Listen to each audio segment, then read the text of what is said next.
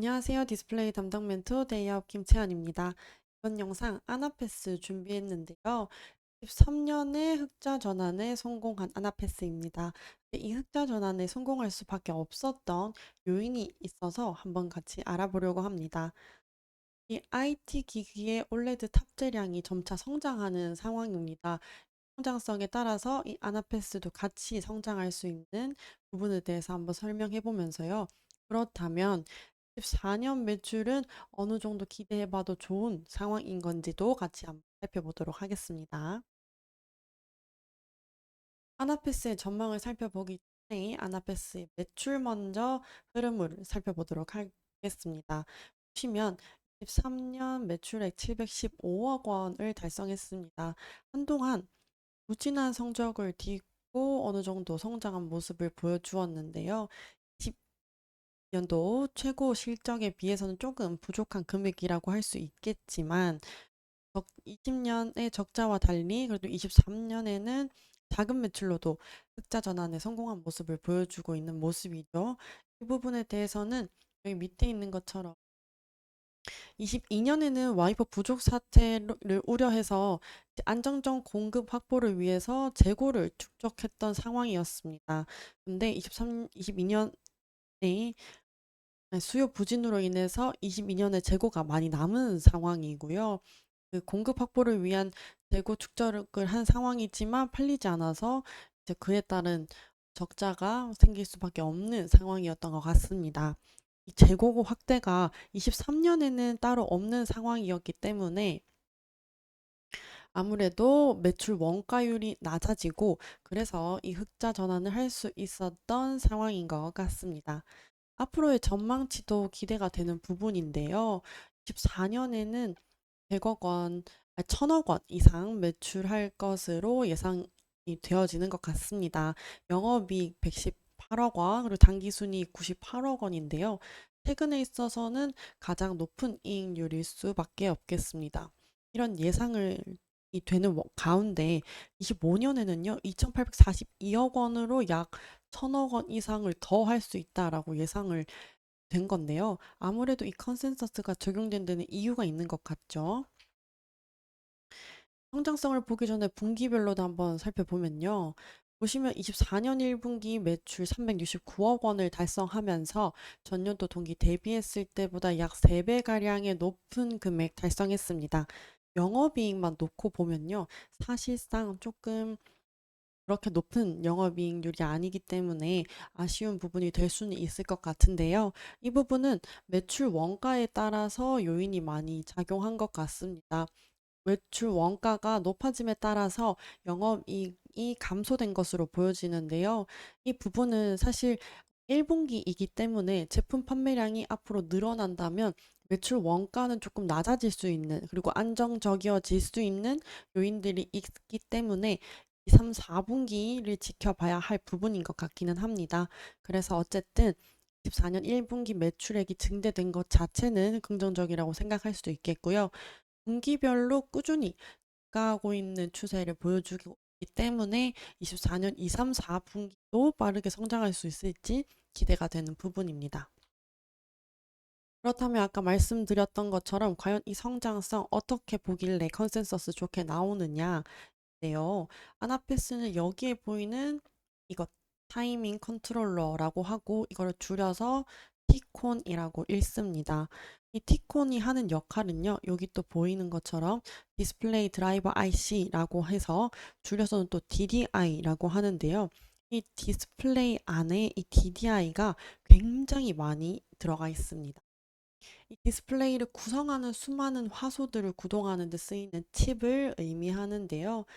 칩에 알맞는 양의 데이터와 신호를 보내는 것이 T콘이 하는 역할입니다. 이 여러 DDI를 컨트롤하는 역할을 하면서 여기 선명도를 높여주는 역할을 하게 되는데요. 이런 제품을 만드는 것이 아나패스이고 또 스마트폰 같은 작은 사이즈에는 이 T콘과 이 DDI를 합쳐서 테드라는 제품도 같이 판매하고 있습니다. 보시면 올레드 패널의 시장 규모가 점차적으로 커지는 상황이라는 건 아마 모두 잘 아실 거라고 생각됩니다. 24년 510억 달러 규모에서요, 29년에는 950억 달러 규모로 커질 예정이라고 하는데요.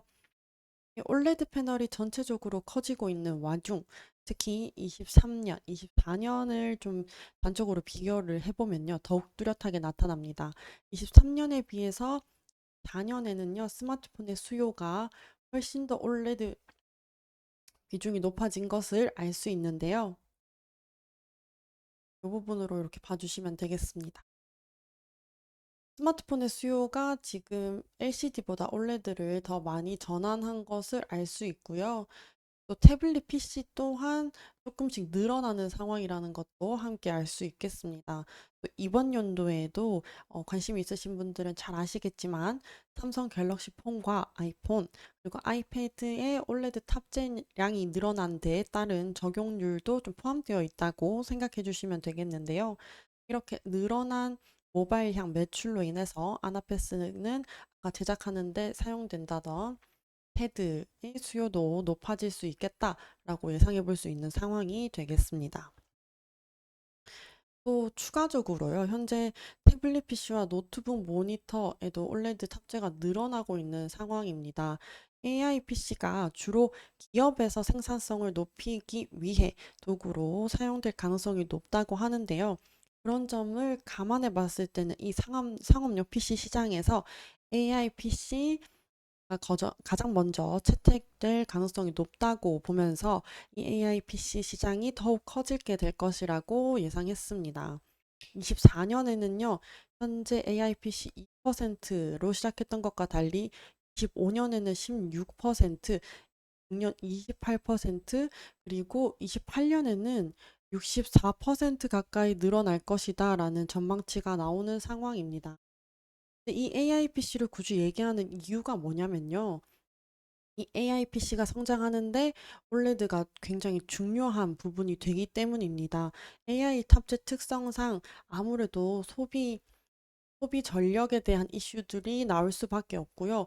반응 속도에 따라서 올레드와 이 LCD의 차이가 완전 확연하게 드러나는데요. AI 탑재가 되면 이 전력 소모율이 굉장히 중요해지는데 아무래도 노트북이기 때문에 더더욱 그렇겠죠.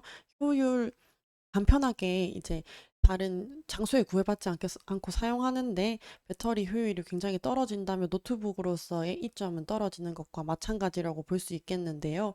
그렇기 때문에 전력 소모 효율이 좋은 이 올레드를 위주로 채택이 될 가능성이 높습니다.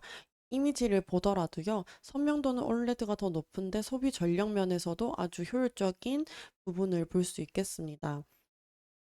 또 이 올레드의 가장 강점은 자체 발광이죠.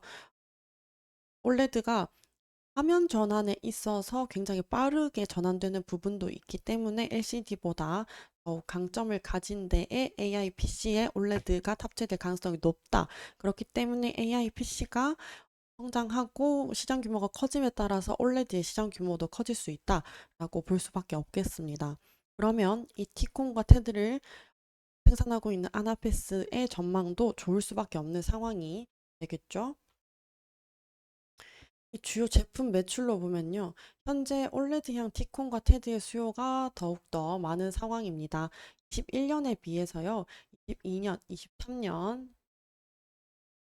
전체적으로 매출이 증가하고 있는 상황을 볼 수 있겠습니다. 지금 매출액도 점차 커지고요. 비중도 점차 높아지는 것을 볼 수 있겠는데요. 이 LCD랑 비교해서 죄송합니다. LCD랑 비교해서 보면